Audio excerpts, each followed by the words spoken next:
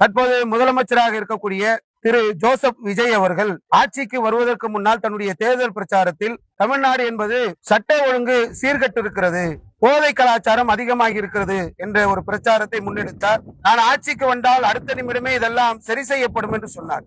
ஆனால் இதுவரை சரி செய்யப்படாத ஒரு சூழ்நிலைகள் கோவையிலே ஒரு கல்லூரி மாணவர் அடித்து கொலை செய்யப்பட்டிருக்கிறார். இதற்கு காரணமாக போதை என்பது சொல்லப்படுகின்றது. திருவொற்றியூர் பகுதியிலே ஒரு மாணவர் அடித்து கொலை செய்யப்பட்டிருக்கிறார். இதற்கும் காரணம் போதை என்று சொல்லப்படுகிறது. தமிழ்நாடு தௌஹீத் ஜமாத் திருப்பூர் மாவட்டம் MS நகர் கிளை சார்பாக விளக்க கூட்ட நிகழ்ச்சி இப்போது நடைபெற்றுக் கொண்டிருக்கிறது. 10 மாத காலங்கள் அண்ணல் நபியே அழகிய முன்மாதிரி என்ற தலைப்பின் கீழே நபிகள் நாயகத்துடைய போதனைகளை மக்களுக்கு கொண்டு போய் சேர்க்க வேண்டும் என்பதற்காக தமிழ்நாடு தௌஹீத் ஜமாத் சார்பாக ஒரு பிரச்சாரத்தை நாங்கள் முன்னெடுத்திருக்கின்றோம். அந்த பிரச்சாரத்தின் விளைவாக மாணவ மாணவிகளுக்கு பரிசு போட்டி நடத்தி அவர்களுக்கு பரிசு வழங்கக்கூடிய ஒரு நிகழ்ச்சியாக இந்த நிகழ்ச்சி இப்போது நடைபெற்றுக் கொண்டிருக்கிறது. இந்த நிகழ்ச்சியிலே பல்வேறு தீர்மானங்களை நாங்கள் நிறைவேற்றி இருக்கின்றோம். குறிப்பாக தற்போது தமிழகத்திலே நம்முடைய ஊருக்கு அருகாமையில் இருக்கக்கூடிய கோவையிலே ஒரு கல்லூரி மாணவர் அடித்து கொலை செய்யப்பட்டிருக்கிறார். இதற்கு காரணமாக போதை என்பது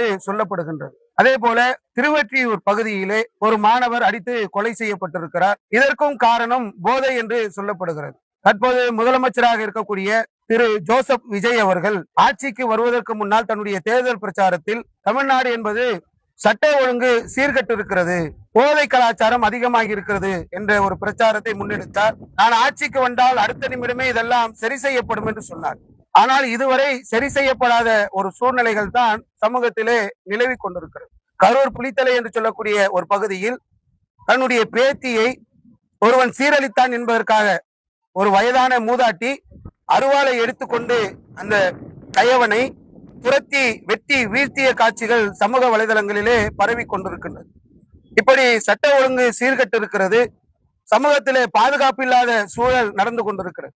தினம்தோறும் பத்திரிகைகளை திறந்தால், தொலைக்காட்சிகளை திறந்தால் பாலியல் குற்றங்களும் போதை குற்றங்களும் கொலை குற்றங்களும் தொடர்ச்சியாக வந்து கொண்டிருக்கிறது.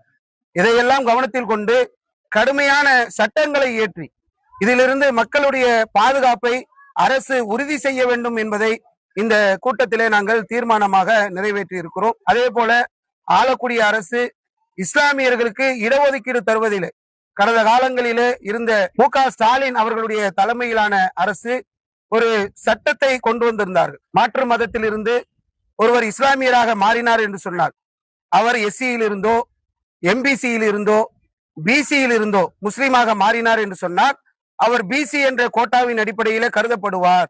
ஏற்கனவே அவருக்கு இடஒதுக்கீடு கிடைத்துக் கொண்டிருந்த சூழ்நிலையில் முஸ்லீமாக மாறிய பிறகும் அவருக்கு இடஒதுக்கீடு கிடைக்கும் என்ற ஒரு சட்டத்தை கொண்டு வந்திருந்தார்.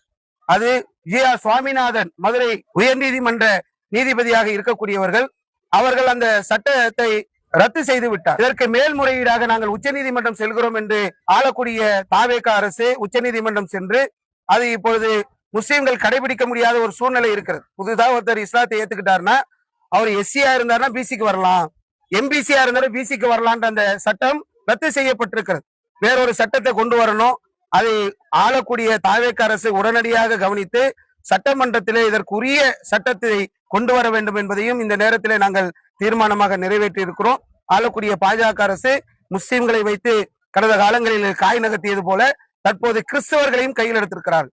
FCRA என்று சொல்லக்கூடிய வெளிநாடுகளில் இருந்து பணம் பெறக்கூடிய ஒரு சட்டத்தை கடுமையான நெருக்கடிகளுக்கு உள்ளாக்கி அந்த சட்டத்தின் மூலமாக கிறிஸ்தவர்களுடைய பள்ளிக்கூடங்கள், மருத்துவமனைகள் இதையெல்லாம் கைப்பற்றக்கூடிய ஒரு சூழ்ச்சியை பாஜக அரசு கையில் எடுத்திருக்கிறது.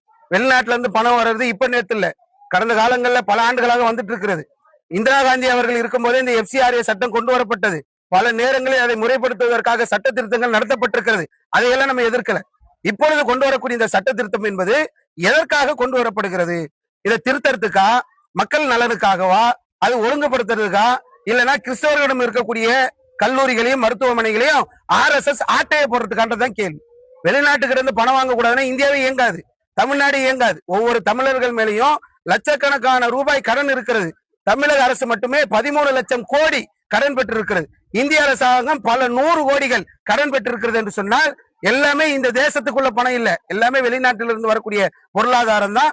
அப்ப இந்த நாட்டிலே கிறிஸ்தவ நிறுவனங்கள் தான் மருத்துவ சேவை செய்தார்கள், கிறிஸ்தவ நிறுவனங்கள் தான் கல்வி சேவை செய்தார்கள். அப்படி வெளிநாட்டிலிருந்து வரக்கூடிய பணம் முறைகேடாக பயன்படுத்தப்படுகிறது என்று சொன்னால் அது சீர்திருத்தம் செய்யப்பட வேண்டும் என்பதில் மாற்று கருத்து இல்லை.